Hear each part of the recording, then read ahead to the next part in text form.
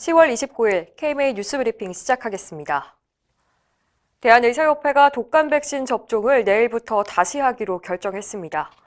앞서 의협은 지난 22일 독감 백신 접종 후 사망 사례가 잇따라 발생하자 일주일간 접종을 유보할 것을 권고했었습니다.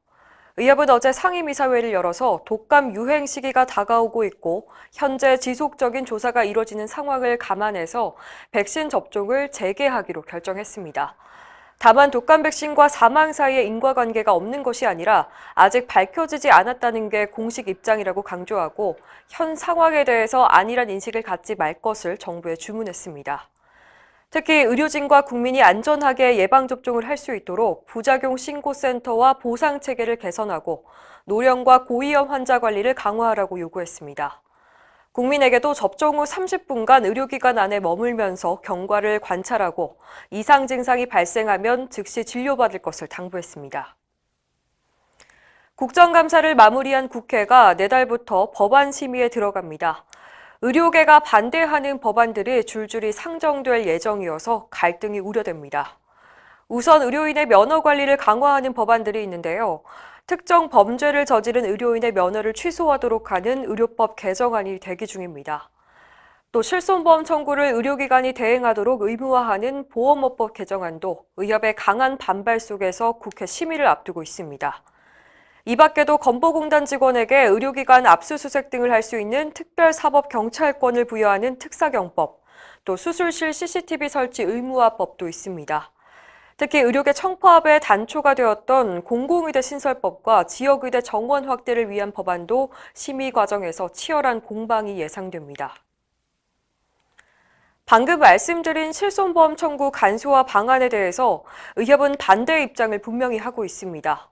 의협은 어제 정례 브리핑을 통해서 제3자인 의료기관에게 보험 서류를 전송하게 하는 것은 부당하고 보험사가 환자의 진료 정보를 악용해서 계약 갱신이나 진료비 지급을 거부하는 일이 생길 거라고 우려했습니다. 심평원이 비급여 진료 정보를 독점하는 것도 큰 문제라는 입장입니다.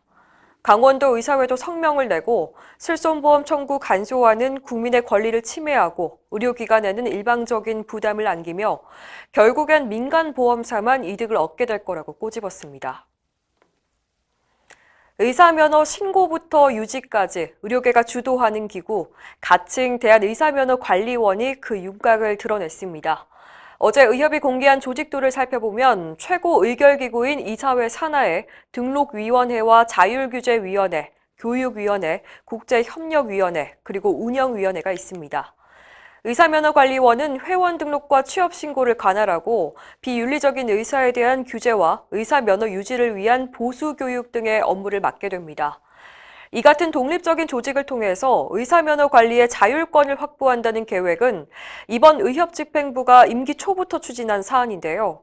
약 10개월 동안 미국과 캐나다, 독일 등의 해외 실태도 파악했습니다.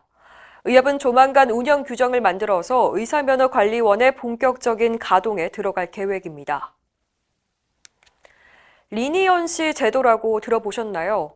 담합 행위를 자진 신고하면 처벌을 낮추거나 면제하는 제도를 말합니다. 의료계는 불법 사무장병원 적발을 위해서 이 제도가 꼭 필요하다는 입장입니다. 최근 들어 사무장병원이 의료 생협 등 합법을 가장한 지능적인 형태로 발전하고 있어서 내부 고발 없이는 단속이 어렵습니다. 특히 사무장병원을 개설하는 데 명의를 빌려준 의사의 자발적인 신고가 결정적인 역할을 하게 되는데요. 처벌이 두려워서 신고하지 못하는 경우가 많습니다. 의협은 최근 국회에 제출한 의견서에서 리니언시 제도를 도입해서 신고자에 대한 각종 행정처분이나 형사처벌을 면제하고 과징금도 감면하는 게 바람직하다고 밝혔습니다.